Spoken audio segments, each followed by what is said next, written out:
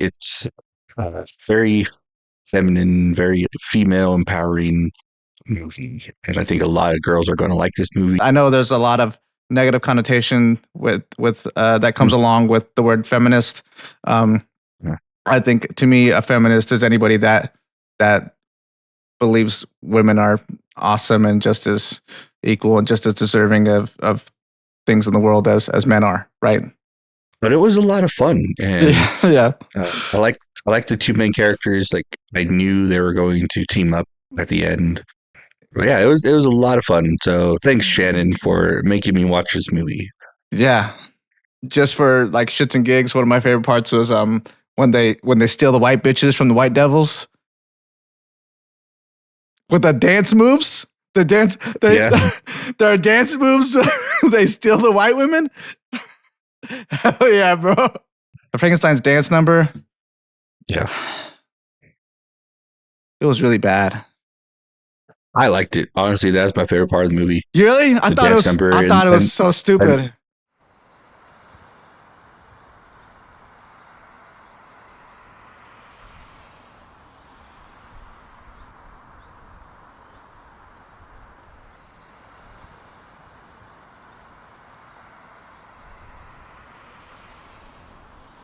Oh, you totally should.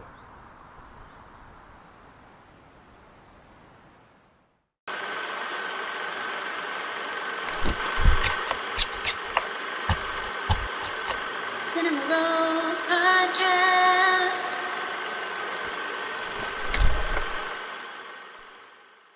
Welcome to the Cinema Rolls Podcast. I am Josh. That is my brother Eric. We are your co-hosts for today. We are the Cinema Rolls Podcast, a podcast dedicated to watching and studying film. Today, we will be reviewing and discussing The Bride! Exclamation point. Came out this year, this weekend as of recording. It's rated R, has a runtime of 2 hours and 6 minutes. It is directed by Maggie Gyllenhaal, and it's written by Maggie Gyllenhaal. And it stars Jessie Buckley, Christian Bale, and Annette Bening. Do you want to go ahead and give them a synopsis, brother? So, The Bride is about, well, you know what you would assume it's about, Frankenstein's bride. But it's also a bit more. It's Mary Shelley, the author of the original book, is possessing a girl who then gets reanimated to become the bride. And I think it's very empowering for women. I don't know. It's hard to summarize the whole movie because it kind of goes in like crazy directions. Yeah. But yeah, it's a girl gets reanimated. She like kind of goes on the run with Frankenstein. Right. kind of a Frankenstein and the Bride of Frankenstein mashup with Bonnie and Clyde. Bonnie and Clyde, yeah. Yeah. And how did you like this movie, brother? Did you like it? Did you not like it? Overall, I liked it. One of the reasons I was asking if Natalie was joining us today is because I feel like it would be good to have a female perspective on this movie. I know. Yeah, I don't think we are the right people to be reviewing the movie. But here we are. Yeah. That being said, it's not like it's a terrible movie, or if you're a dude, you shouldn't watch it. But like I was saying, like it's very feminine, very female empowering movie, and I think a lot of girls are going to like this movie. I think we're going to see a lot of people dressing up as the bride for Halloween conventions and stuff. For sure, and it's going to be cool. I think it's cool. As far as the story goes, I feel like I said, it was all over the place. Like it was one thing and then the other. And one thing that bothered me the most was the whole Mary Shelley aspect of it. Yeah. I think the idea of her possessing someone is cool, is kind of cool. Like the idea of Yeah. an author who's passed away now and has an idea for a book in the afterlife is possessing someone to tell that story is kind of cool. Um, the fact that she's possessing someone who happens to be in the world where her like creation also lives, like because she's like you assume that she's like possessing someone in like the real world, right? And so Frankenstein's monster wouldn't be a real thing, but it is. So that just kind of confused me. I didn't really understand how that works. Yeah. Uh, but I do like that idea. I do like that concept. Yeah. Um, and it was kind of cool when she would like switch in and out between the two Yeah. uh, identities. Um, but yeah, overall, I liked it. It was just kind of sporadic, Yeah. but it was entertaining. It kept me engaged. That's for sure. Yeah. Cool. What do you think? Cool. So uh yeah, I wanted Natalie to watch it too. And I actually wanted her to go see it today because she didn't go see it with me last night. I was going to buy her a ticket to go see it by herself today, but we were just so busy today we didn't get a chance to even Yeah. consider it.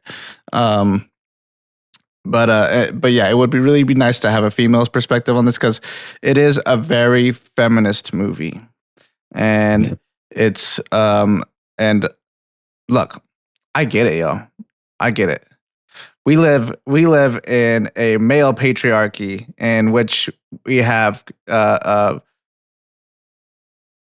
created this civilization underneath a male dominated religion, you know, being Christianity. I feel like Christianity is a very male religion, you know, and men, of course, throughout history have abused that, I think. And I get it, yo. I totally get it. I got nothing wrong with. I know there's a lot of negative connotation with that comes along with the word feminist. Yeah. I think to me, a feminist is anybody that believes women are awesome and just as equal and just as deserving of things in the world as men are, right? Equal rights. We're both cool. We're both humans. I think that's true feminist. But extreme versions of feminists have, I think, given other people these stereotypes and these ideas of what a feminist is, and it kind of sucks. But this movie, I think, what it's trying to do and what it's attempting to do is have these very grandiose ideas and opinions on things that are very prevalent and have been prevalent in our society when it comes to women living in a male dominated world, and it's trying really hard to bring up these issues and these topics and give some kind of resolution for it. But I think ultimately it fails to do so. I think everything about this movie is honestly really good. Like the cinematography, the acting. Jessie Buckley, oh my God, what an incredible talent she is. And then I literally just saw her in Hamnet too, and she was amazing in that too. Same. And like, yeah, it's incredible in all aspects except for the meaning. Like it seems like Maggie Gyllenhaal had like a lot of cool concepts, like cool ideas, and instead of like really figuring out a path for it, she just mashed it all together and hoped it worked out, and hoped it Lost in the sauce. Yeah, and hoped that it figured itself out, it answered its own questions, but it didn't. It just brought up a lot more. You know what I mean? And that there's like a point at the end where it feels like it's trying to figure itself out. The part where and spoilers, people, the part where the bride brings Frankenstein back to the scientist and was like, "Hey, help me out." You know what I mean? I need him back. Like, I love him, right? And then they have this idea, this talk about revenge and rage and this and that. And I'm not sure if rage is mentioned, but revenge is mentioned. And it's kind of like the scientist is kind of like, "Oh yeah, it's a never-ending cycle, pretty much, revenge, right?" And but then, so it seems like it's attempting to kind of find some kind of resolution within the underlying rage that women might have living in a male patriarchy. But then the post credit scene, like there's some credits that roll and then another scene happens. It's women dressing up as the bride and getting revenge. Like, it's all the victims, I'm assuming, that he had, right? All the women that had been It's all the prostitutes that was like, yeah. Right. So they're getting revenge on him. Right. So it's like this idea, it presents this idea like, hey, revenge is a bad thing. It probably isn't the answer to our issues here. And then it goes and does it anyways. So so it feels like, yeah, it feels like to me she presents a lot of great ideas and cool concepts and but failed to really give this story and this a solid meaning. It even tries to be a love story a little bit at the end too, where she's like, "Oh yeah, I love him," but it's like, do you? Because like it didn't feel like that at all. Like the whole movie, no, the whole nothing felt romantic about this whatsoever. And so yeah, I don't. I wish I knew what Maggie Gyllenhaal was trying to go for. And I do think it is a cool idea to have this story be told by the bride of Frankenstein, right? Because it kind of presents that question in the beginning too, where it's like, oh well, what if we bring her back and she doesn't want to be married to you, bro? The fuck? And if you think about it that way, yeah, that makes a lot of sense. Like, who's to say we bring this girl back and she's like, you know what? I'm down for you, bro. Let's go. We both undead people. Let's do it. You know, like, why would she? You know, like she doesn't even know the guy. You know, like, it does feel like in that sense that like the whole idea of the Bride of Frankenstein feels like it's objectifying women as like this thing to just obtain and be like, okay, this is mine now.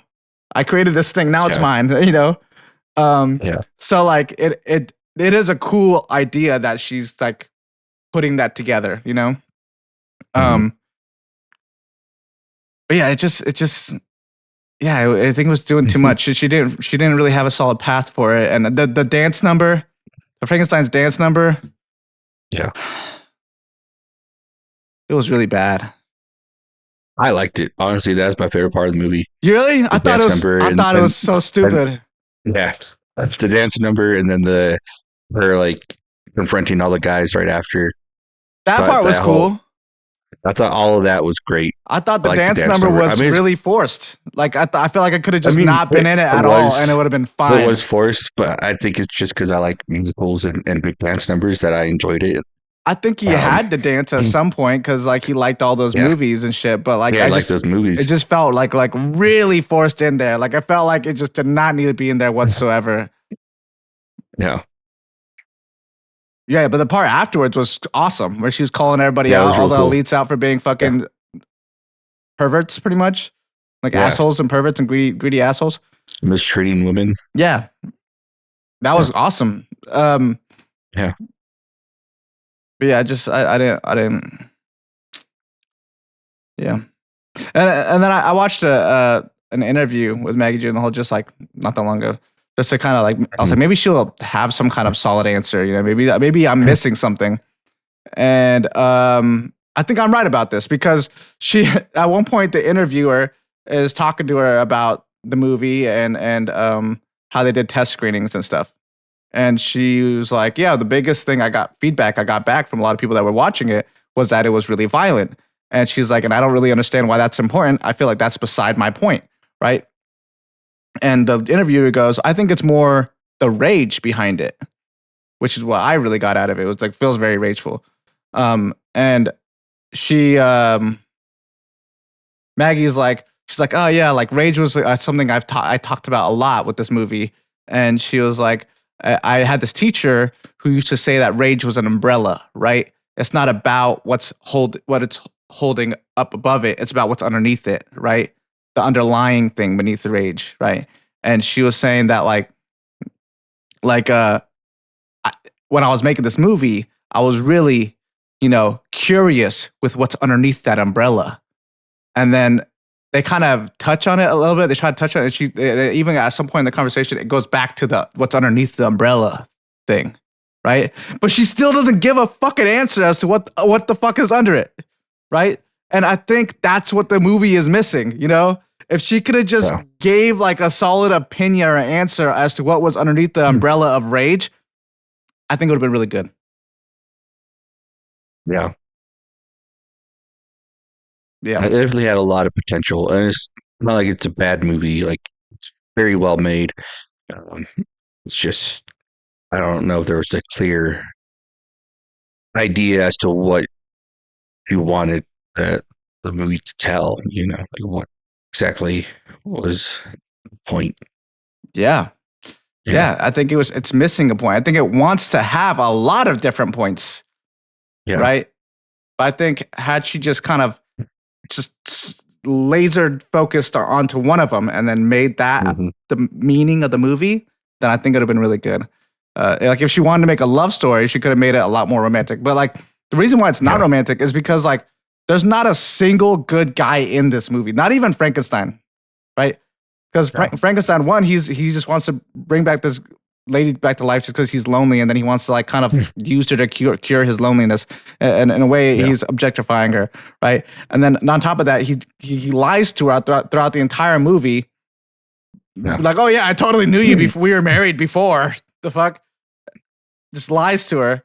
And then the one other guy that seems like he's a good guy is the cop guy, the detective guy, who was trying to help her out, but when she came to him for help, he ended up just sleeping with her, and so he's bad in that sense. So there's not a single good male character in this entire movie. Yeah, and so I think had Frankenstein been more likable, and there actually was some kind of seemingly like good connection between him and the bride, then I think it would have been a little bit more romantic. And then at the end, it would have hit harder when she was like, "Oh yeah, I love him," because when she said, "Oh yeah, I love him," and I was like, no, "I don't think you do." I don't think she did. Yeah. She didn't really love him. Like you can't say that Frankenstein loved her, but he wanted a companion. So, and I think that's partially why he lied to her. He was afraid that she would like no, like you guys brought me back. I don't know you. Like leave me alone. So I think he was afraid that she would leave if he told her the truth. Yeah. But in that sense, he is misleading her and taking advantage of her. Mm-hmm. But it was for different reasons, but still selfish reasons why he was using her as far as opposed to like the other guys who have all used her and ultimately how she died. Like if they wanted to make a romance and a revenge kind of movie, like it could have been Frankenstein saw her get murdered by these guys, and then he brings her back, and then they go after the guys. Yeah, on a deal. That sounds cool. But, yeah. Right. They just dig up some random person and like, all right, she's good enough, and then Frankenstein was like, she's too pretty. Yeah. I also thought, I guess I don't want to give away too much, but I'll say this much. I thought, because I want to save some stuff for final thoughts, but I thought the whole thing where she's like, throughout the entire movie, she kept saying, what was it? What was the line? It was something about her saying like no to stuff. She was like, I don't feel like it. No, it was something like that though. It was like, what was it? Is it? I think I'd rather not, or something like I'd that. prefer not to. That's what it was. I'd prefer not to. I'd prefer not to. Right.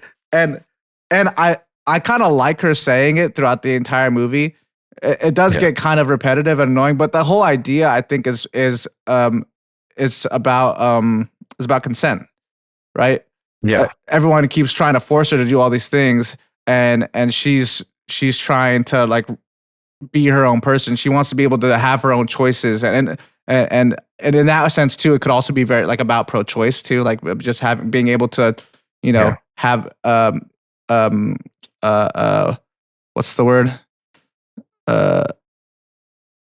Dominion, I guess, over your own body, Yeah. and self. So that's kind of cool. There was even a part at the end too. Actually, I'll save that for final thoughts. I won't give you guys everything. We'll wait till later. Cool. But yeah, that's kind of how I felt about it. I feel like everything about it was really good. It's lacking some substance, some real meaning, And I would agree. Okay.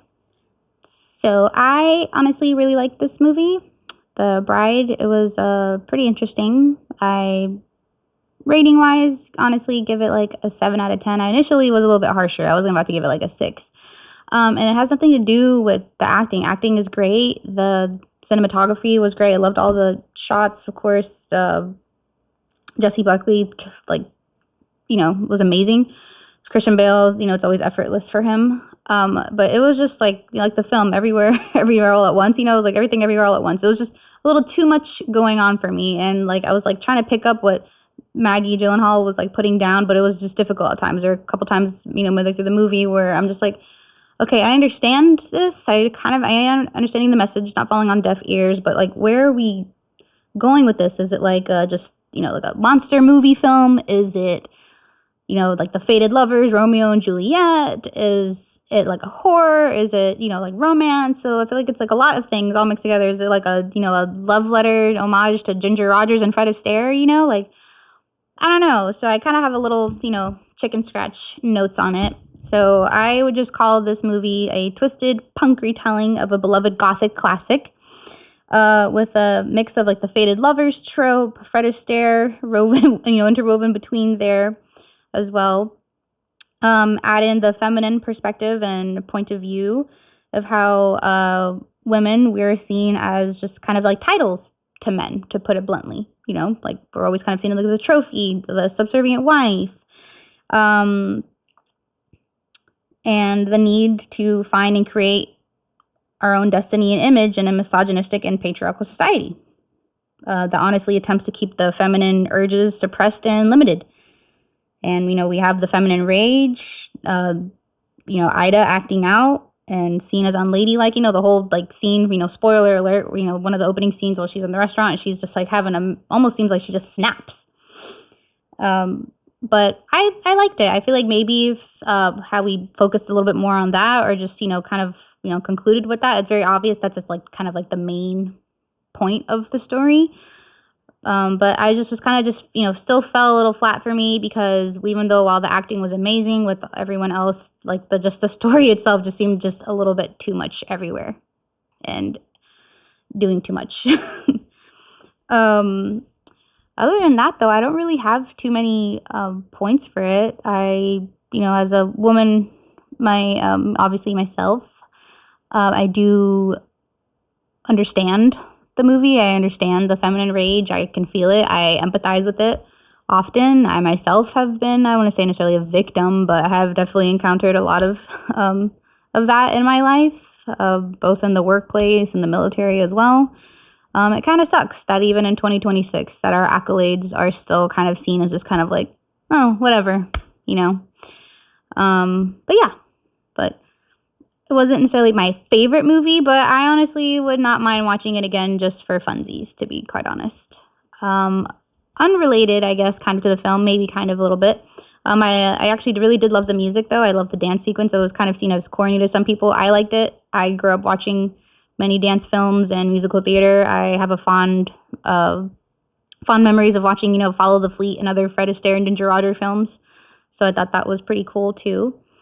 And then lastly, I don't know if you like this movie. I'm not going to necessarily give recommendations, but if you like music, check out the band Florence and the Machine. Her latest album, Everybody Scream, is definitely for the girlies, for the witches, for the feminine rage. And listen to the songs Everybody Scream, as well as this other song that's from a different album called Dance Fever, called King.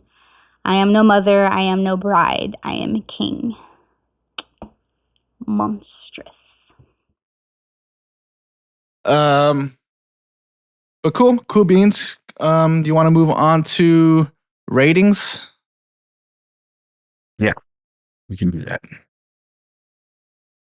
What would you rate this movie? I don't know. Having a hard time deciding what I want to rate it, just because, like I said, it is very well made. I like everyone in it. I think everyone does a great job, but I just don't see much of a point in the movie. So I don't know, maybe 6.5. Nice. Yeah. I was gonna go with the 7, just because. Yeah. Even though like it is, like I feel like it is missing a lot of meaning. I think literally everything else about it is really good. Technically speaking, it is very like good movie, and I think it just missed the mark of being something like incredible. Yeah. Yeah. So, and that goes to show you that like making films, it really is like this giant collaborative effort, and if just one of those things is off, it could fuck up the whole thing, and especially the story, the story. If the story isn't good, then you don't got nothing. I don't care how fucking good the cinematography is. I don't care how good the acting is. If the story's off, you ain't got shit, man. I mean, like, it reminds me of a lot of like sketching and like painting and art and stuff, because it's when you're creating a painting, usually there's an underlying sketch, right? Everyone does it a little differently, but for the most part, there's an underlying sketch. And if your underlying sketch is ass and you start painting over it, I don't care how great of a painter you are, you're just decorating shit at that point. You know what I mean? It's just a well-decorated piece of shit. Just polishing a turd. Exactly. You have to have some solid structure from and a solid foundation to work off of to make something phenomenal. And I think sorry, Maggie Gyllenhaal, I think she just didn't. I think she almost had it. I mean, this is only her second time directing. Yeah. I don't know if she wrote the first movie she did. Like, I mean, she did a decent job, so she could only get better, right? Yeah. I do think some things were a little played out. Mostly the dancing stuff, to be quite honest. Like, I think there was some, like, the dancing, I think the dance number could have got cut out. I think, and I think the first dance part where they go to the club could have been kept in, but I think Frankenstein should have danced with her. I don't see why he wouldn't have. I don't see why he wouldn't. I don't know why he didn't. Yeah. It didn't seem like those people there would judge him very much. No, they weren't judging her until they decided they wanted to just like violate her. Yeah.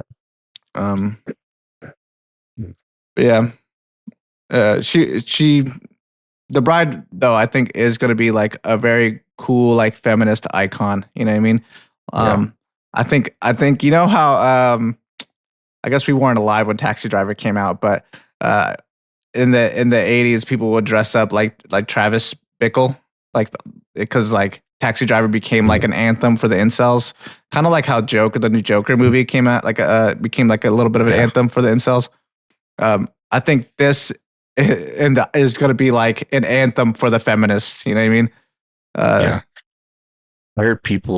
I heard someone say that this movie is what the second Joker was trying to be. I keep hearing that too. I honestly didn't see the second Joker, so I don't know. Did you see it? Okay, yeah, I did watch it. Yeah. And do I you honestly agree? don't remember. Oh, so do you how agree I with that feel about statement? I mean, I do kind of agree with that statement. I almost feel like if and that household has like a random dash number or two as well, but I almost feel like Maggie Gyllenhaal probably could have done the second Joker better, Nice. just based off of this Just based off movie. this, yeah. Yeah. Interesting. That's cool. But all right, you want to get into fun facts? Yeah. Some interesting factoids? I have a few here, not a lot, because it is a new movie, and yeah, I was hoping. I was watching some interviews. I was hoping Maggie Gyllenhaal would give some more insight, but she really didn't, and I was kind of bummed out by that.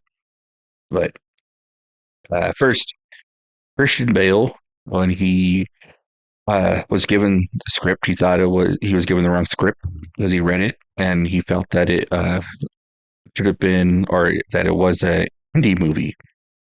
And then he already knew what the budget for the movie was going to be, so he's like, this would be the right script, but it was, and he liked it, and he wanted to do it. Did you know Maggie Gyllenhaal was the writer? He didn't mention that, Okay. but I'm sure he found out at some point. Okay. Yeah. During the making, Maggie would often yell at Jessie Buckley, but was afraid to do the same with Christian Bale until he told her to yell at him. Nice. Yeah. I mean, if you're if you're making a feminist movie and you're yelling at your female actor but not your male actor, I think Christian Bale's right there. Yeah. And Jessie Buckley was turned down by 2 drama schools when she was 17. Wow. And now look at her. Yeah, I thought that was interesting. Take that, drama schools. Great. What the fuck do you guys know? Yeah. Yeah. Although she said that she does feel like they were right in rejecting her, that she was young and didn't have enough life experience. So. Yeah, I imagine that helps when you're an actor. Yeah. And last fact I have here is that Maggie directed both her brother and her husband in this movie. Oh, that's true. Yeah. That's true, yeah. I didn't know that she was married to, is it Peter Sarsgaard? The detective? Yeah, is that a Skarsgård brother? Yeah. I didn't know that. He looks totally different from the rest of them. Yeah, they're married, have kids. I didn't know that. So I actually didn't know that either until this last interview that I watched. Yeah. I will say, when I was watching the interview, Maggie Gyllenhaal, she said that the lady was asking about like the influence and stuff of the movie, and like why Frankenstein, why his bride, whatever, right? And she was like, I never really read Frankenstein before, and just like, and I was like, that's so interesting considering that Mary Shelley seemed to be like a very like important character in this movie, and then she was like, and then she's like, I saw somebody with Bride of Frankenstein tattoo, like the original Bride of Frankenstein, and she was like, oh, why does this look familiar? Like she's like, I knew of it, but I just I'd watched it. So she watched the movie, and then she was like, oh, she's barely in it, and then she was like, well, I think I'd rather, I want to write a story about her. She's like more important, and maybe where Mary Shelley has more to say, like maybe, and she did have a solid point about how when Mary Shelley wrote Frankenstein that there were like very few female authors because it was like a male dominated position, and people, I think at the time were just so sexist that like they didn't want to read a book that was written by a woman, which some women back then even went by male names as their author names, so that people would actually read their books. And so she felt like that Mary Shelley might have kind of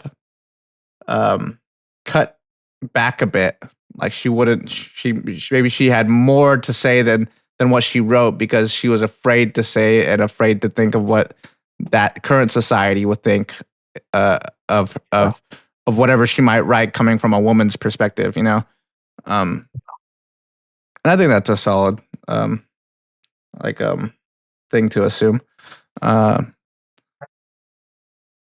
Yeah, and then I think it's also too kind of funny because she's assuming that Mary Shelley kind of maybe had to withhold a bit because due to her potential fear of what society might think of her, and Maggie Gyllenhaal was talking about how she had to cut some of the violence out because of the people thought it was too violent.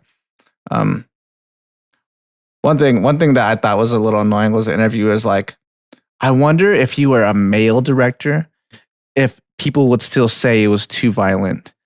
And I was like, and she's like, I know some other male directors where like that's like their whole style, right? And I'm like, yo, people have been giving Tarantino shit for his movies being too violent for like his entire film career, you know? Like every movie he's put out, there's always constantly people talking about how it's too violent. Like even Reservoir Dogs, where the only violent scene really is when he cuts off his ear, you know? And people were like, oh, it's too violent, you know? And even Wes Craven, like last episode, Scream, they had him cut out things in that first movie because it was too violent. Yeah. So I don't think it really matters if you're male or female. I think people are just sensitive. Mm-hmm. But all right. Let's move on to recommendations. Did you recommendations? Did you think of any recommendations, brother? You know, I did, and then after that, you want me to go first? Sure, go for it. Okay. The first one I got is a more lighthearted and fun, and actually someone who decided to kind of pick a theme when it came to their Bride of Frankenstein. And this movie is called Lisa Frankenstein, and it is directed by Zelda Williams, Robin Williams' daughter. And it's awesome. It's honestly a pretty cool movie, and I liked it, and it's cute, and it has its little romantic gestures in it, and it's fun. It's fun and cute, and I liked it. Did you ever see it? No, I wanted to. I think you would. It's good. I think you would like this movie, actually, Eric. Yeah, this is I like Cole Sprouse, so yeah, I think that's one reason why I like it. And I like that she uses a tanning bed as her like device to bring Frankenstein back to life. But yeah, it's a cute movie. I think you'd like it. My next movie I have here is Jennifer's Body. Okay, that makes sense. This is another movie I think does a really good job at picking its theme, and its theme here is also a very feminist theme, right? It's about a high school girl who's kind of just seen as the hot girl who gets violently like attacked and used as a sacrifice to, I think, like sell her soul to the devil or something. I forget. It's like a rock band or somebody that did some. I forget. It's been a while.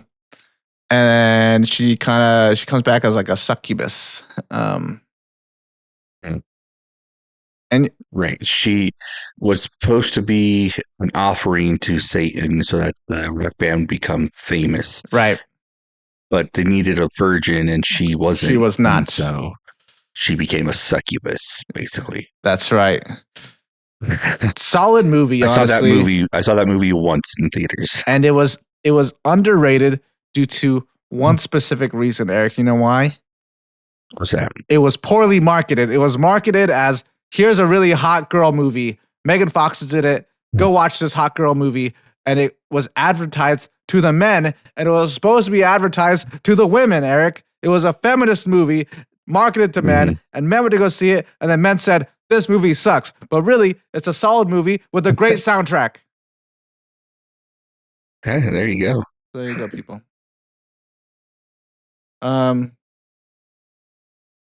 Yeah, it has a bad rating on IMDb. Yeah, I wouldn't really say it's a great movie. I wasn't a huge fan of it when it came out, to be quite honest. but I think know I I do wasn't. think it's an underrated film. Yeah. And then the next movie I have is another movie with similar themes, but I think does it way better. Way better is The Girl with the Dragon Tattoo. That's a good one. Yeah. Right. This one I have pulled up is the 2011 one directed by David Fincher, but the foreign one is really good too. And I think a little bit harder to watch. I think it's a little more intense, the foreign one. From what I remember, I watched it when I was like 14. Yeah. So it was pretty crazy. But then the 2011 one came out, and that I went to go see that one, and I was like, okay, this one's cool too. And sometimes, like, when you get movies like this, where like it's a foreign film first, and then America's like, let's do our version, right?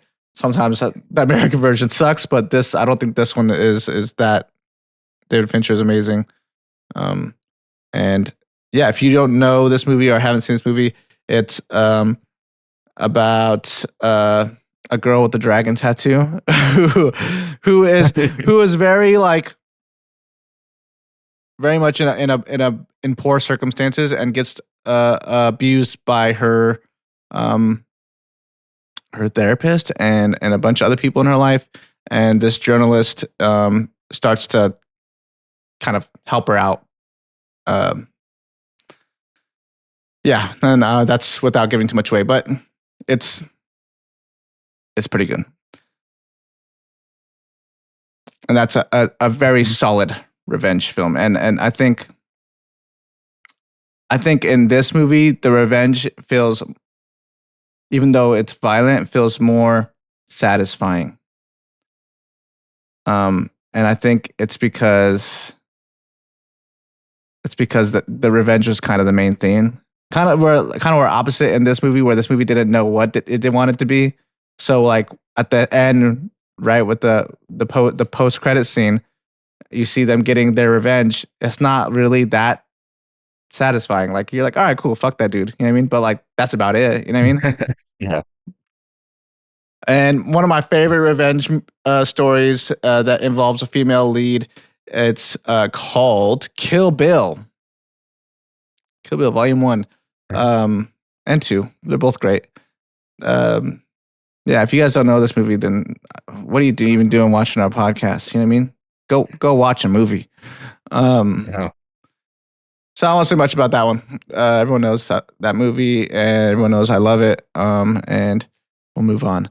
The next movie I have on here is a movie I actually haven't seen, but I want to see. It's on my list. And it is a revenge story about a woman who is assaulted and humiliated and left for dead by 4 men. And then she seeks revenge. And it's called I Spit on Your Grave.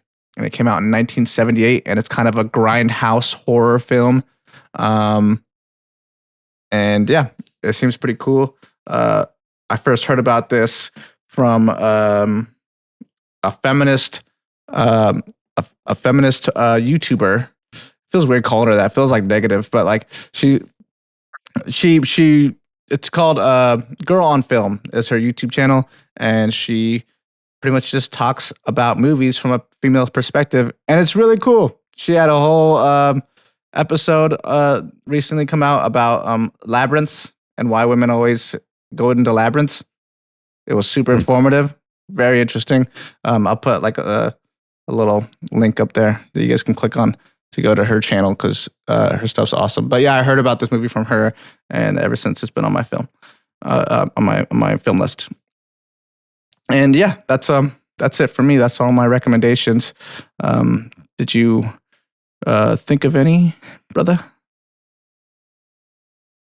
I was trying to remember what I thought of, because there was one I thought of when I watched the movie. I was like, oh, this would be a good recommendation. Cannot remember it. Don't even remember who was in it, what it was about, or anything. But I remember I had like 2, but I don't know. I've been watching Oscar movies all day. I feel you. But yeah. Um, well, one movie I would suggest is Last Night in Soho. That one was pretty good. I still haven't seen that movie. I really want to watch it. It's good, and it's a female like taking revenge kind of story, but like there's like a ghostly like apparition coming from like the past to like show like visions to this other girl. But no, it was good. I would suggest that. Dope.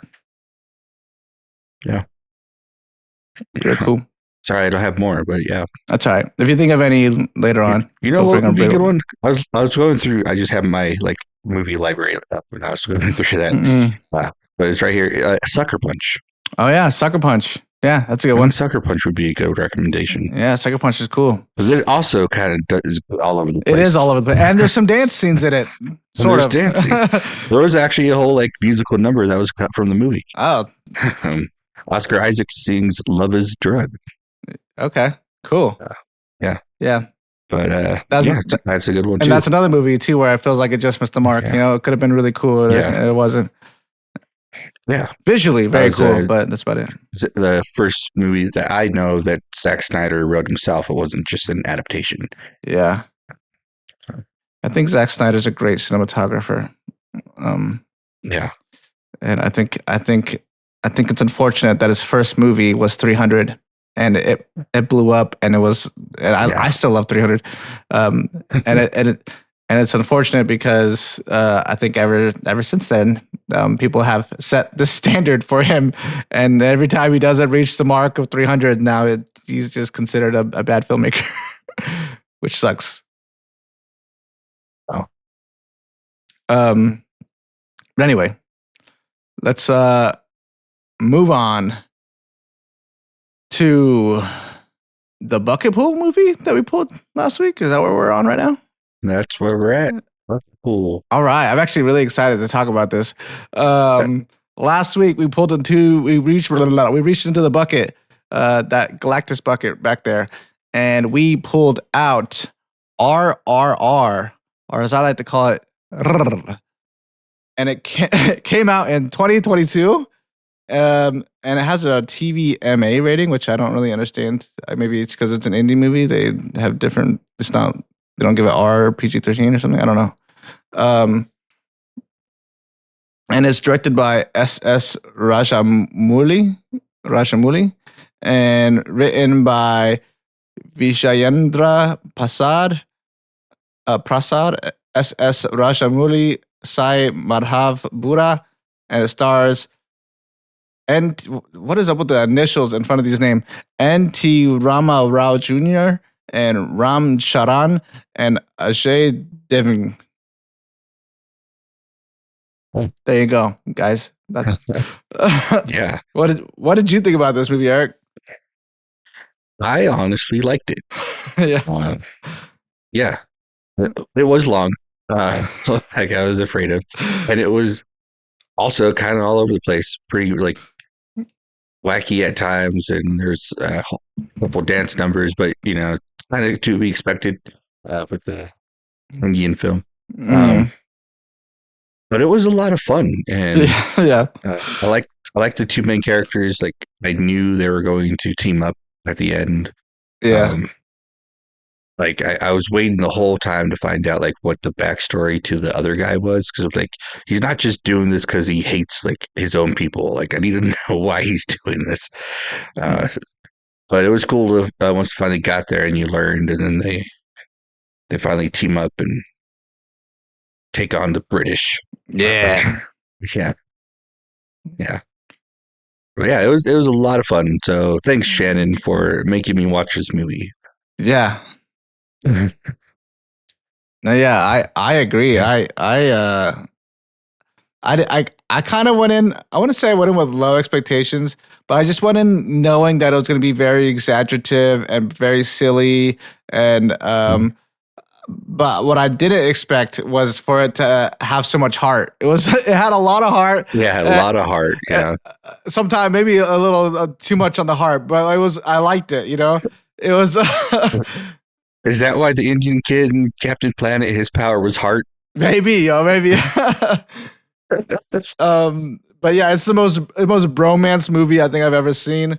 It's like a mix between a musical and an action movie, or an anime and a Disney movie. It's like it is very much like all over the place, but it is like on a very specific path. It's going somewhere. You know what I mean? Yeah. Yeah, it was and the music slaps, yo. Yo, after I finished the movie, I've been listening to the soundtrack all day. I've been like singing in Hindi, and Natalie's like, "Shut the fuck up."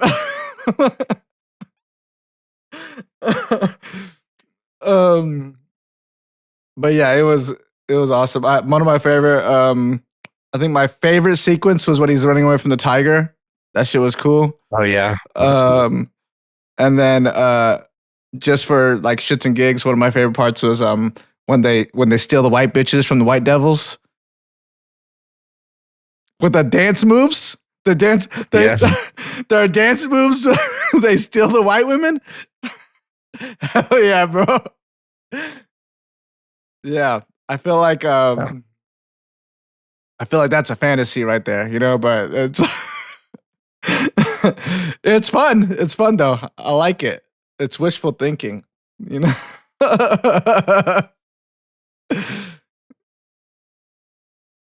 Yeah, the action sequences were awesome. I think the reason why the movie's so long is because there's so much slow motion. You know, like yeah. They're so exaggerative with everything they do. Like it just takes a while to get to where they're going. Yeah, for sure. Yeah. What were you saying? It's like anime meets Disney. Would you say this is like Dragon Ball meets Aladdin? Yeah. Yeah, honestly. Yeah. Minus the power ups and the screams, but yeah, it was yeah. Especially the part where he goes out, where what's his name? Is it Raj? What's his name? Is it Ram or Beam? Ram, yeah. Ram. When Ram goes out there to fight the mob by himself to retrieve that one guy, that was super anime, bro.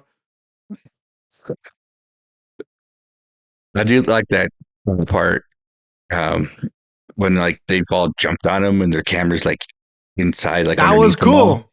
That was cool. Yeah, there's a lot of like really cool film techniques happening in this movie too. Like I was like, okay, that's pretty dope. I don't know how they, and then like some of that stuff, like even the choreography for that part is insane. You know, that's like to put that together and to actually make it coherent.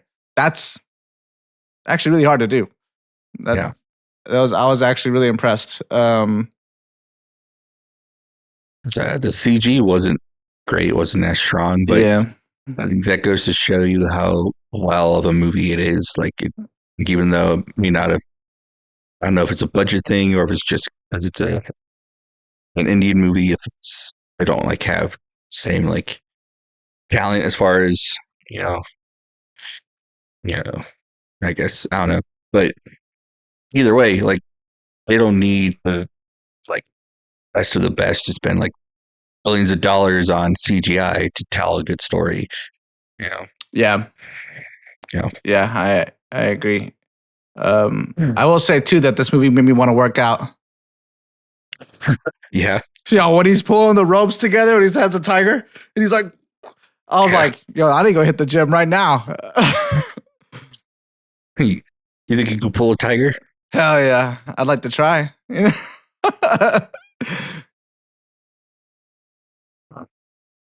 this movie was I like this movie a lot more than I thought I was gonna like it. That was crazy at the beginning when they just like throw those 2 coins at the lady and take her daughter. Like they don't even discuss the matter. They're like, "Here you go, I'm taking your daughter." And I don't know if it was the dad, but he's like, "Oh yeah, he's saying thank you." Yeah, you just take her away. He's paying you for the song. Yeah, they just take her. Like, what the hell? Yeah, insane. Also, you notice too that the 2 main love interests are like a white lady and then like the whitest Indian lady you ever seen? Yeah.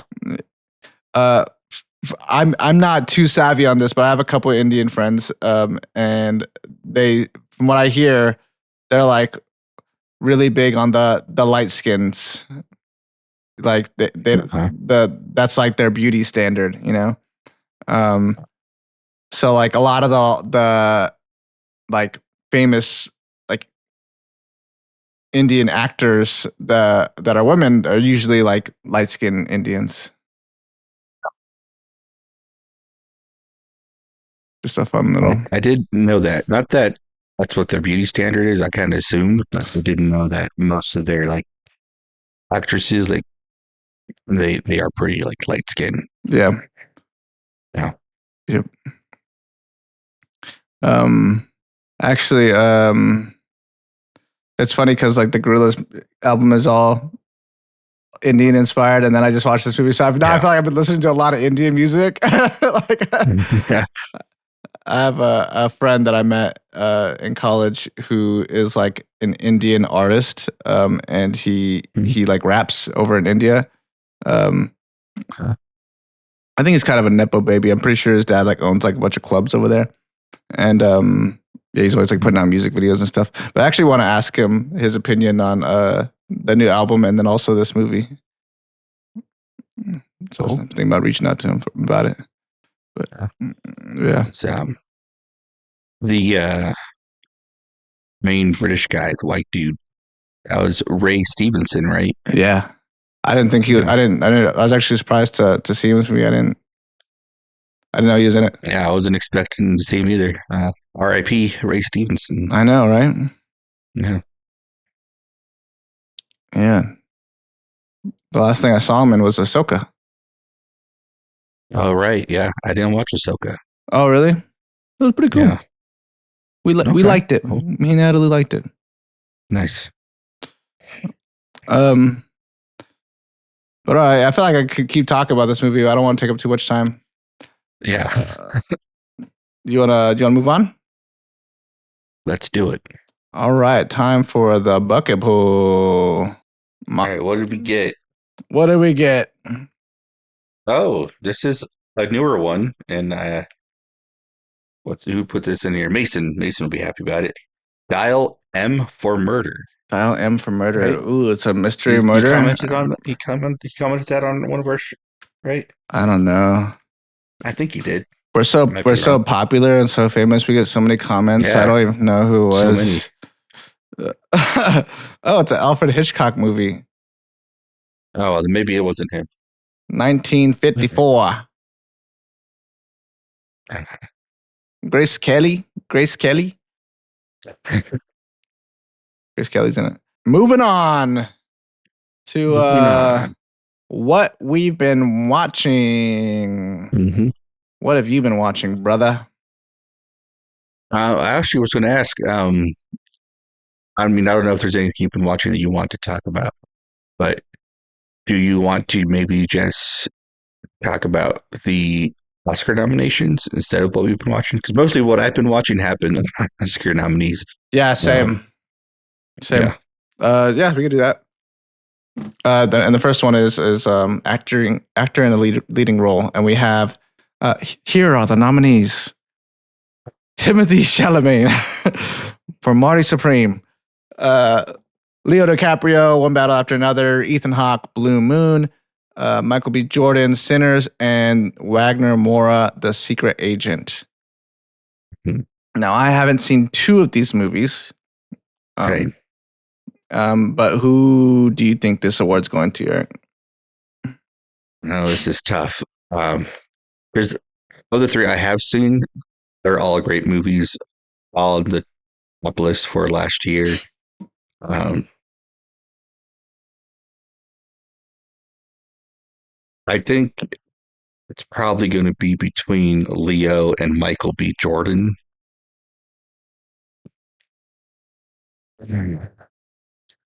I think I'm going to go with Leo for this actor. I think I think I'm gonna go with Michael. Actually, Michael B. Jordan. Okay. Reason being is, I mean, he just won the Actors Award. BAFTA, right? Oh yeah, the Actors Award. For it, and I think two, because he's playing two characters. He has, he had more of a challenge, I guess, and I think, Yeah. I think that's going to be recognized, and yeah, so I think Michael B. Jordan has a good shot of winning this one. Yeah, for sure. We don't have to go through all of the categories, but actor and supporting role, I'm just saying right now, I think it's going to Sean Penn. The nominees are Benicio del Toro for One Battle After Another, Jacob Elordi, Frankenstein, Delroy Lindo for Sinners, and Sean Penn for One Battle After Another, and Stellan Skarsgård for Sentimental Value. I think Sean Penn killed it. He did kill it. They all did. Jacob Elordi did really good too, though. That's Frankenstein. I'm gonna go with Delroy Lindo. Delroy. Yeah. Yeah. Yeah. I think, yeah. Okay. All right, let's move on to there's a lot, so I don't want to spend too much time on this, but actress in a leading role. The nominees are Jessie Buckley for Hamnet, Rose Byrne for If I Had Legs, I'd Kick You, which I want to watch. It's on HBO Max. Kate Hudson, Song Blue, Renee, how do you say that last name? Rens.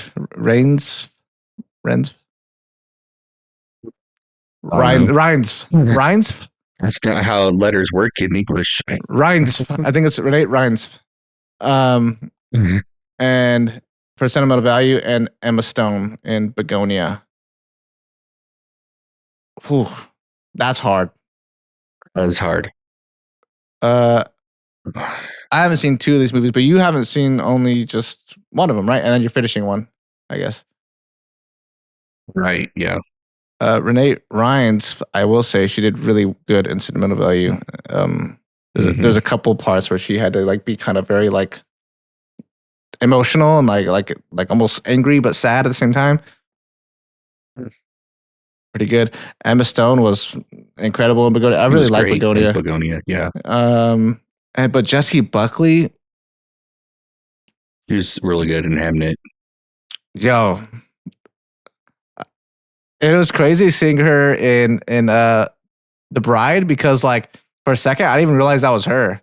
I didn't know it was her until she said it in an interview, and I was like, I just watched these movies back to back. I had no idea. She looks completely different, and two, she's acting so differently from her other character in Hamnet that I was like, mind blown. I thought it was two different people. Yeah. Million. Yeah. But just for that, I want to go with Jessie Buckley. I don't want to go with her too over Emma. But I think Kate Hudson might take it. Really? I didn't see that movie. Or Song Sung Blue. It was real good. And she did real great, yeah. Okay. Let's go to actress in the supporting role. Nominees are Ella Fanning, Igna Ibsdottir Elias. I don't know if I said that right. Sentimental Value. Amy Madigan for Weapons. Okay. Oh my God, I always say this lady's name wrong. Is Wunmi Mosaku? Wunmi Mosaku? Yeah. For Sinners. And then Teyana Taylor for One Battle After Another. Oh, she did good too. Yeah, she did. Oh man. I'm only halfway through this movie, but I think I'm going with Elle Fanning. Elle Fanning? I think you just love Elle Fanning, Herrick, because she got a nice fanny. I do like Elle Fanning. I was talking about that. I think the Oscars, they're gonna like Elle Fanning. Okay. I will say it's really cool seeing horror movies getting nominees, like Weapons and Sinners in here. Oh yeah, super cool. It's real cool. And Amy Madigan did great in Weapons. I want to go with Teyana Taylor for One Battle After Another. I think she was amazing in that movie. She was, yeah. Yeah, that's a hard one. I don't know. That's That is a hard one. I think that one's the hardest one we've done yet. I can't decide. Let's see. Animated feature film. I haven't seen all these. I feel bad because I really want to watch Arco, and I feel bad because I'm an animator and I haven't watched like all of these movies. I feel like I'm supposed to. I heard Little Emily is really good.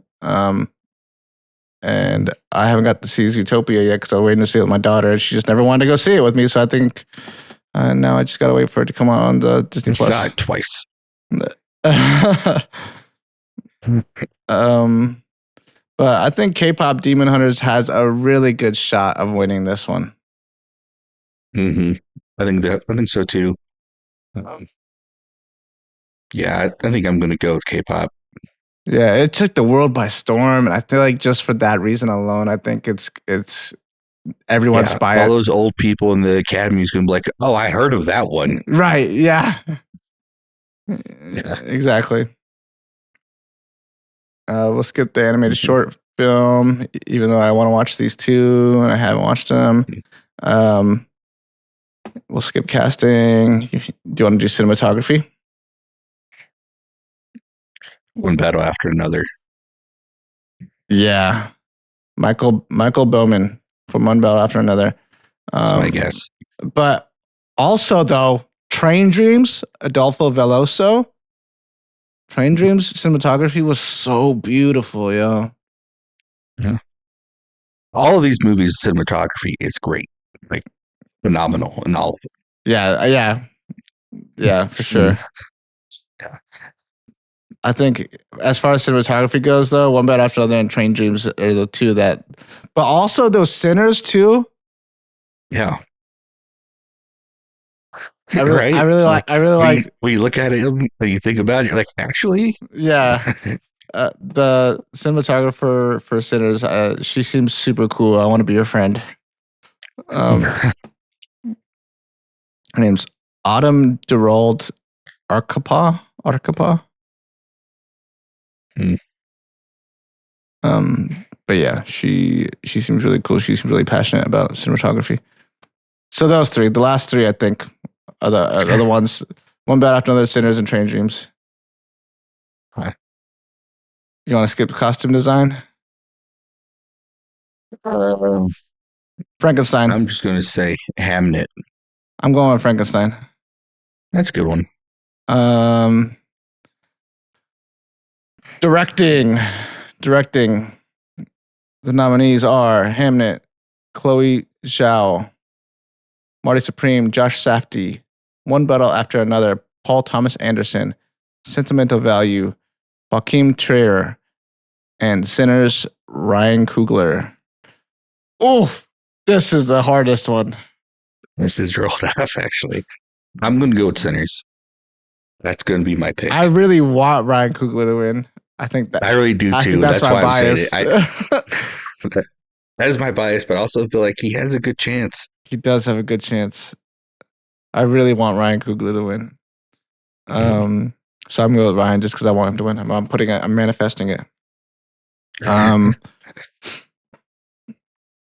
Let's see. We'll skip documentary because I never watch. I hardly watch any of the documentaries. Not that I don't like documentaries.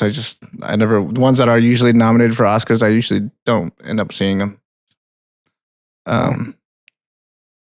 Film editing. I think that one's going to Marty Supreme. Yeah, I think so.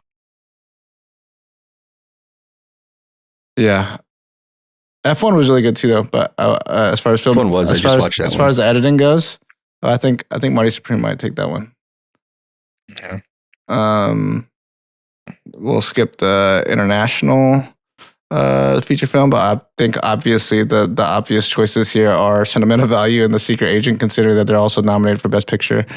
Yeah. So we can skip makeup and hairstyling. Frankenstein, I'm going with Frankenstein. Yeah, that's fair. Yeah, Frankenstein's probably taking that one. And then music. You want to do music? Original score: Begonia, Frankenstein, Hamnet, One Bad After Another, and Sinners. For me, I think it would be between Begonia and Sinners. I'll say Sinners was I'm awesome. gonna pick Sinners over everything. But Frankenstein was great too. Alexander Desplat. I'm going Ludwig Göransson for Sinners. And we could skip musical original song. Golden. it's going to Golden. Golden It's going to Golden take it. Honestly, did not like the original song for Train Dreams. I think it was kind of it's really folky, but I like folky, but it's just Yeah. I don't know. I didn't like it that much. All right, Best Picture. Best Picture. Why is that not the last one listed here? Should we skip? know, it's Should we come back to it? Should we come back around? Visual. Yeah, we can. Original screenplay. You want to do original screenplay? Original screenplay? Yeah. Yes. The Do I know any of these? nominees are Blue Moon by Robert Kaplow. It Was Just an Accident by Hafard Panahi. Marty Supreme by Ronald Bronston and Josh Safdie. Sentimental Value by Eskil Vogt and Joaquin Trier. And Sinners, written by Ryan Coogler. I think Ryan's taking that one too. No? Yeah. You can see it. I kind of think Marty Supreme might have it. Marty might take it too, yeah. Although, I don't know how it's an original screenplay when it's adapted from a book and also a guy's life. But Yeah. I guess because they're not. for that reason, I'm going to say Sinners. Yeah. Yeah. I feel like, yeah, why isn't Marty Supreme in the adapted screenplay section? Maybe they think they have a better chance with original screenplay, but I don't know how. Adapted It screenplay counts. is stacked, though. Did you see the nominees for adapted screenplay? Yeah, those are all great movies. They're all nominated for Best Picture. It's stacked, boy. That's a hard one. Yeah. I don't even know. What's Begonia adapted from? Another movie. Oh, right, another movie. I was going to say, if that's a book, I want to read that. Yeah. I do want to watch the original movie. It looks cool. Yeah. Yeah, man, that's hard. I'm gonna go with One Battle After Another. One Battle. Yeah, or, I think so. Or Frankenstein. Just because I love Frankenstein. Guillermo. I want him to win. Yeah. I I would like to hear him give a speech. I love when he give speeches. And then at the end, he's like, "And fuck AI." I love him, yo. All right, visual effects. What do you think, Eric? Avatar, F1, Jurassic World, Lost Bus, and Sinners. I think maybe F1. F1 or Avatar? Avatar did the same thing he did in the last movie, so it shouldn't be nominated. Yeah. And Jurassic World was cool, but I don't think they really did much different or innovative, you know? I think it's going to F1. Sound? Yeah, I think F1. Sound design? I think that one's going to F1 too. Yeah.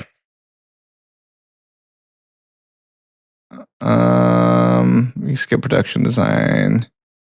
Frankenstein. All right, now we'll get to Best Picture. Yeah. Best Picture. Yep. Sheesh. Well, I'll tell you who I want to win. Sinners. That's who I want to win. Yeah, Sinners is who I want to win.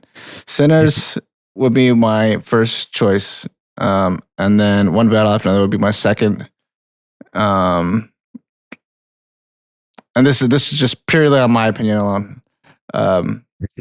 Sinners, One Battle After Another, Train Dreams, Frankenstein, Begonia. I'm like ranking them now. Hamnet, Sentimental Value, F1 is last for me on this list. Not that I didn't like it. That's fair. It's just all the other movies. Actually, I haven't seen Secret Agent, so I don't know how I feel about it yet. But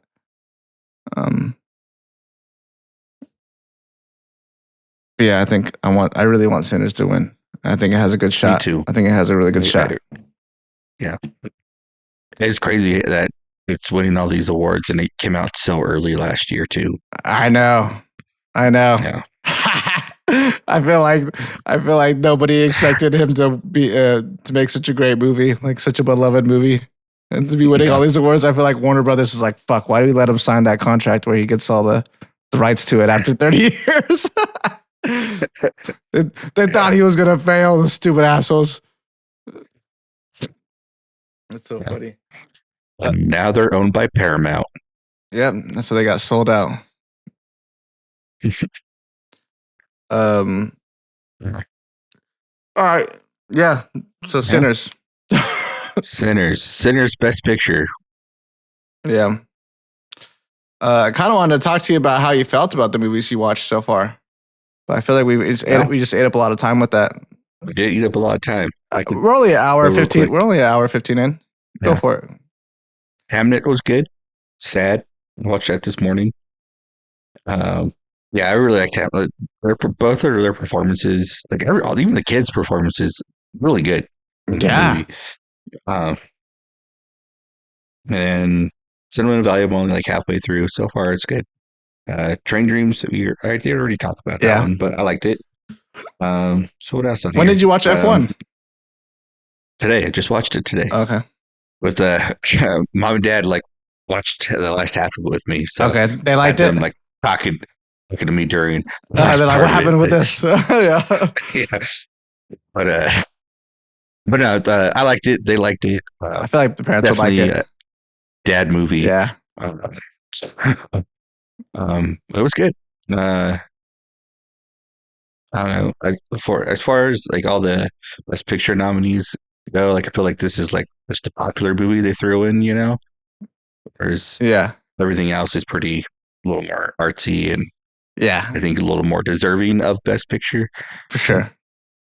But it was still a good movie. I liked it. Did it have you cheering for them at the end? That's how I was at the end of the F1. I was like really cheering for Brad Pitt and the other kid. I was like, come on, man. Fuck them up, guys. Come on, man. I was all amped up and shit. No, I wasn't cheering. Oh, come on. You got to get into it. I was kind of dozing. Oh, even with all the zooms and stuff? Yeah, with all the zooms. I think loud noises kind of put me to sleep. Okay. All right. Yeah. Cool. This week I didn't do a lot at work. I was watching movies a lot. I feel kind of bad. But they're all sad, yo. And one of them was a foreign film, so I had to keep every time they say something, I can't. I had to read the subtitles real quick. That's why I waited to the weekend for the foreign films, because it was I can't watch this at work. I didn't even know Sentimental Value was a foreign film because the Skarsgård guy was in it. I didn't even know he spoke Norwegian or Swedish. Yeah. I watched Hamnet and I watched Sentimental Value. Hamnet was really sad. It was very good. I think it's a beautiful movie about grief and parenthood and how different people deal with grief and loss, and how an artist would deal with loss, and how someone who isn't an artist wouldn't really get it. It's. I was trying to express it to Natalie, and it's sometimes people that are really artistic and they feel like they have this thing that they have to get out of them. It's almost like an expression that they just they need to but they need to do it in their way, right? They need to create it in their way so they can fully get it out, right? And I think it's a very cool thing that they did there with Shakespeare and how he came to write Hamlet, and even the title card prior to it, or what's it called? It's like a little quote about Hamlet, about how Hamlet Hamlet could have been called Hamnet prior to like a certain year, and then after that it started being called Hamlet instead. It's pretty much like hey, this is a precursor to Hamlet. It's pretty much that's what it's saying with that quote. You know what I mean? And it works. It all works, and it was very pretty. And then sentimental value. I don't want to say too much because I know you're still watching it, but it's another movie that's about parenthood. And I think it's very interesting. There's 3 movies in this category of Best Picture where it involves parenthood, and it involves loss, and it involves how one deals with grief and family, right? And 2 of the scores sounded so similar to me that I thought they were like the same composer. The one at the end of Hamnet, when Jessie Buckley is like reaching for the kid or whatever, playing Hamlet, and then in Train Dreams, I think towards the end when he's like flying the plane. Those scores were so similar. I thought they were the same composer. And I went back and listened to both of them, and I'm like, yeah, they're pretty similar. And they both do a great job of evoking like this somber feeling because it makes sense. But a lot of violin. Wasn't the same composer? No, different composers. It's funny. I watched movies where I'm like, this sounds like this movie, and I went and checked it, and it was the same composer. Yeah, and that was Matilda. I was watching Matilda, and it's like, this sounds like it could be the same dude that did the music for Jingle All the Way. Really? And it was the same guy? And it was. That's cool. Totally different movies. Yeah. What movie? I watched a Scary Movie while I was at work. That's what movie I put on. Nice. That was fun. This is a fun movie. Oh, also, I rewatched Scream 4. Oh, yeah? For the first time since high school. There was a lot I forgot about it. But I changed my mind. Scream 4 is pretty all right. It's still not my favorite Scream, but like or it's not really high up there on my list still, but I think I remember why I didn't like it now. I don't like Emma Roberts. I don't really like Emma Roberts. But 2, they lean more into the comedy in that one. Like like after every death, they're like right. Well, what's that one dude from? Is he what's his name? Anthony Anderson. Yes, Anthony Anderson, where he's like fuck Bruce Willis. Yes. And then the other kid where he's like the streaming kid, I'm gay, right? Yeah. And then after they kill Emma Roberts, the cop gets up and she's like shows her bulletproof vest, and then she faints or passes out or something. Or I've like because it's supposed to be like a comedy relief thing, and it's just not funny, you know. So like never leave home without it. Right? Yeah, like it's just it's just poor comedy relief, and that's why I remember. That's why I didn't like it. But it's better. It's better than the reveal is way better than Scream 7, I think, of who the killers are. Yeah, way better. Yeah, way better. Yeah. Yeah. Yeah. Especially when she stabs Culkin, like, dang. Yeah. He's going to stab her partner like that. Yeah. Yeah. Yeah, it was pretty. Yeah.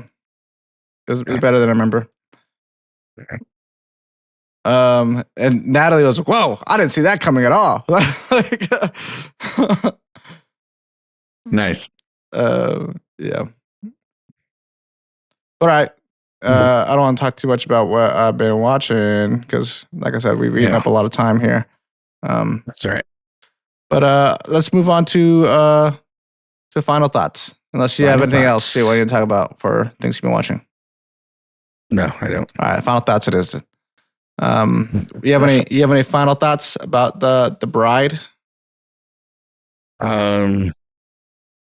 Yeah, I had something else, but I forgot it. But I did want to ask, her name that she picks at the end, the Bride. Um, who is she a bride to? Like, it's very like She's a bride to herself, towering, like to herself. I guess. Yeah, because it I wasn't to don't- him. she's not the bride to Frankenstein. Yeah. I mean, I guess she might be at some point. I don't know. It's an interesting title because if you're a bride, then that means you're going to be married to someone, but she's not really engaged to anyone. So I don't know. I think that was like her way of saying like, I don't belong to you. I belong to myself. But it was a weird way to say it. It is a weird way to say it. It's very confusing. Yeah.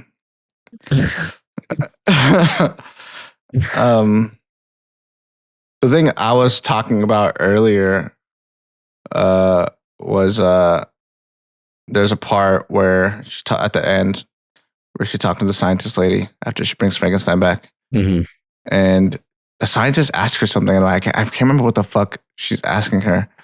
She asks her something, but for some reason the bride says "me too, me too, me too," like over like 5 times. Yeah. Right. And I think that was a very much trying to allude to the Me Too movement. And for sure. And I think she even says that she's the victim. Right. And then at the end too, where you have all the people that were victimized getting revenge. Right. So yeah, I think that was very much the inspiration there. Yeah.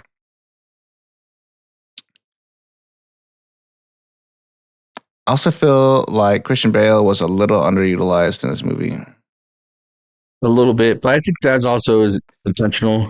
It's like you said in interviews, like the movie isn't about him; it's about the bride. It's the bride's story. That's fair. Changed my mind. So. I liked his Frankenstein. I think he did a good job. I think it's crazy that he lived over 100 years and became obsessed with like this one actor, like within like the last 10, 20 years, probably. Yeah, I thought that was interesting too. Like, is there anyone else or anything? Like, there wasn't something from the past that you held onto, like, like, no, this guy. Yeah, I waited a while, but I found him. Yeah.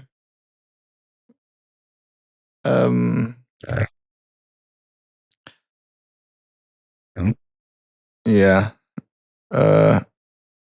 I also felt like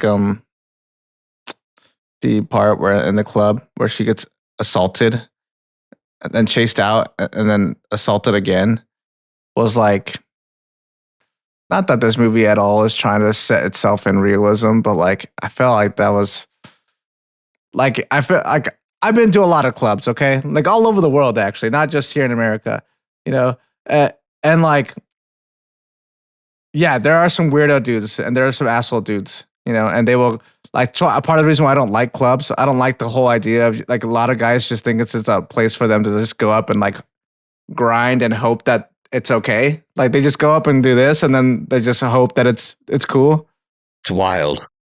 A lot of guys do it. You know, it's crazy. It's insane. And I hate that, you know, but it's so loud that it's hard to even be like, do you want to dance without spitting on somebody, you know?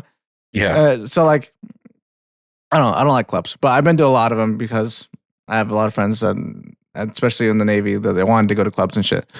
Yeah, you get a lot of asshole guys who will try to like do shit like that, but a lot of times the girls like, nah.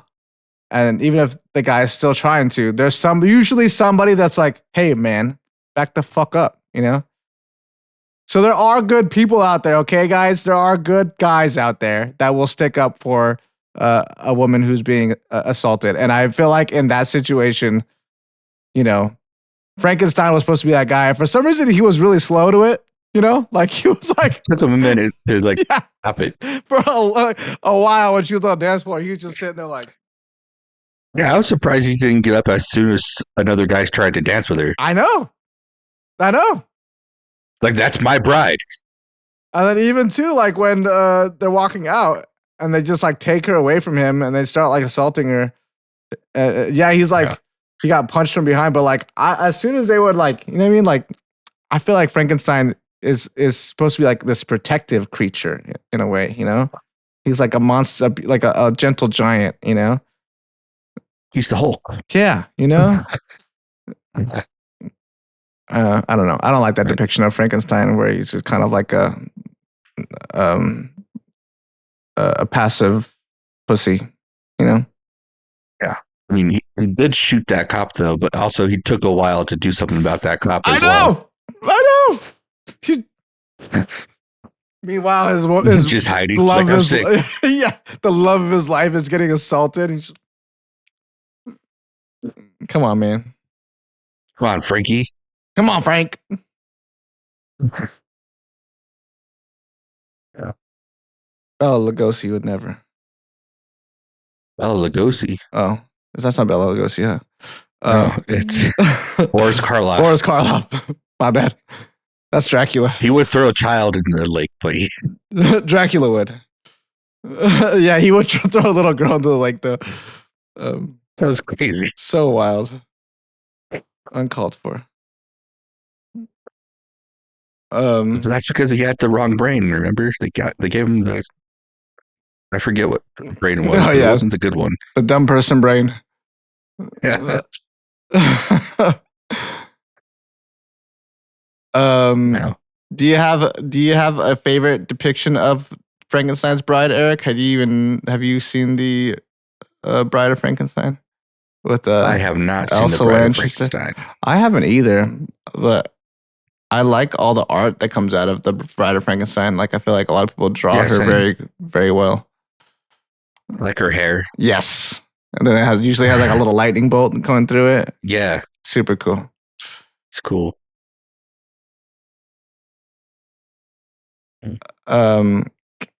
This the main guy they're trying to get revenge on. Where do I know him from? Was he in Superman or something? Was he the Main guy? Yeah. Like the guy that pushed her down the stairs, or like the mob boss The guy? mob boss guy. Yeah, he wasn't Superman. He wasn't Superman. Yeah, he was like the dictator dude. He was also in the Triangle of Sadness too. I think that's also too where I was recognizing him from. Didn't see that one. That movie's pretty cool. I would recommend. It just sounds like people being sad in the Bermuda Triangle. It's not. That does sound like that, but it's not that. It's not. No, they actually I guess it's a modeling term, but like when you furrow your brow, whatever, it's supposed to like create like a triangle, right? So like when you're sad, I'm trying to like control my eyebrows right now. When you're like sad, it creates a triangle of sadness. You see that? A triangle of sadness. That's like the whole thing. And that's what it's about. It's about eyebrows. All right. But yeah. I really wish this movie would have been something that I could have like been like, you know, a fan of. It definitely had the potential to like really like impress me, to like really, you know, make me love this movie and be like, you guys got to go see it, you know. But it like just missed the mark. Yeah. Yeah, when I was seeing previews for it, I was like, I don't know about this, guys, you know? And everyone was like, no, it's going to be awesome. It's going to be so cool. Like, I feel like everything I saw about it online was like, this is going to be so cool. Mm-hmm. Right? And I kept watching the preview and I was like, I don't know, guys. It just doesn't seem that cool to me. You know what I mean? Like, like it just wasn't doing it for me. And then when I started watching it in the theater and I saw how well made it was, I was like, oh snap, maybe I was wrong about this. But then I watched the whole thing and I was like, no, I think I was right about it. Oh. No, like I said, I really like to hear woman's perspective on this movie. For sure. So I think they might have other things to say. I'm sending Natalie to the theater tomorrow to go watch it, and I want to get her opinion on it. But yeah, so it's very, empowering for women, and you should have say over your body, and yeah, people shouldn't be taking advantage of you, and you shouldn't let people take advantage of you. No means no, Yeah. Yeah. Yeah. Yeah.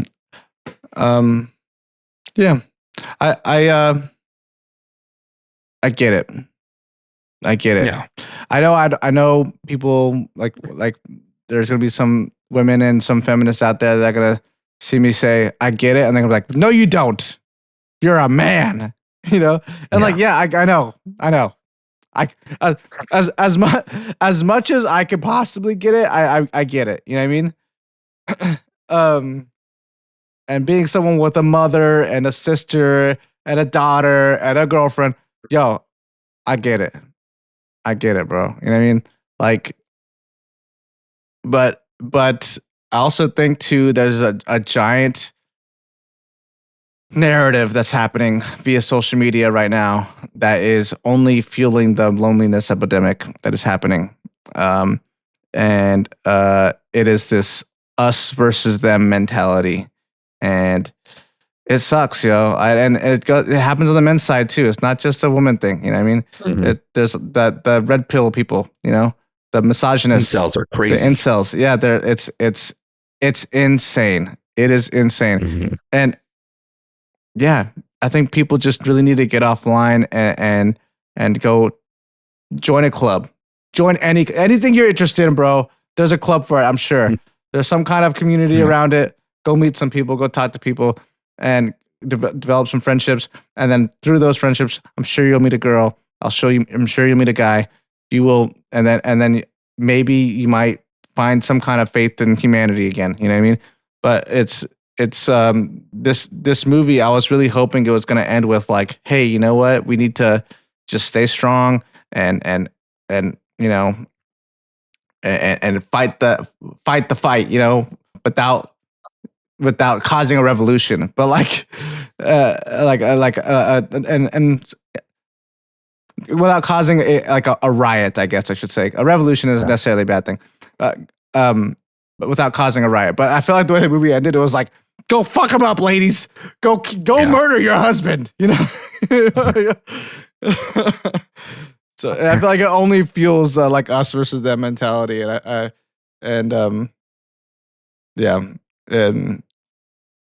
sometimes Natalie would go down those like TikTok rabbit holes, and then she'll be like, "Men suck," and I'm like, "But what about me, yo?" Like, she's like, "Except you." No, you're okay. Yeah, you're the exception, and I was like, I feel like you're the one exception. I feel like that's not a good mentality, but okay, I'll take it.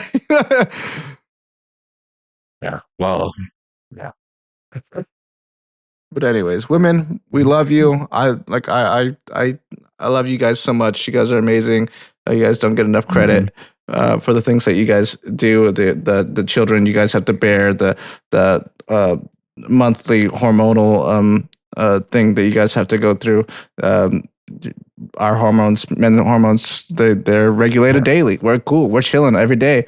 And you guys have to go through this crazy monthly cycle like some kind of werewolf. You know what I mean? And that sucks. You have to deal with us not knowing and not understanding. And then on top of that, you get some people that are completely just ignorant and assholey about it. They're totally not empathetic whatsoever. But anyways. Stay strong. Yeah, just because I didn't necessarily love this movie doesn't mean I don't love you guys. Okay, don't lump me in with the misogynists and the red pillars, because I'm not that. I promise. And also, it's not like this movie is only for women. Like, men can see it, men will enjoy it, I'm sure. Just try to understand where the ladies are coming from. Maybe, I don't know. Perhaps it might be a really good way to get men to open some their eyeballs. But I feel like the people that are blinded to this whole thing are just exactly that. And I think even this movie it's not going to change them. They're just gonna be like that. If anything, it just might You know. fuel their hatred even more. Yeah. It will. But anyways, I think that's all I have to say about this movie. Yeah. Okay. You got anything else? I don't. All right. Well, everybody, we're signing off. You guys should totally comment down below a movie you guys want us to put in the bucket. Tell us whether or not you saw this movie. Tell us whether or not you liked it. Tell Eric thank you for editing all the episodes. He would appreciate that. And yeah, we love you guys. Thanks for watching. Thanks for listening. And if I don't see you, good day, good evening, and good night. What does Truman say? I think that's it. Good day, good evening, and good night, right? I don't know. It's been a minute since I watched that movie. I don't know. Whatever the Truman Show says. Whatever Truman said. Yeah. That's the way the cookie crumbles. Yeah. Yeah. But all right, everybody. All right. Peace out. Love y'all. See you guys.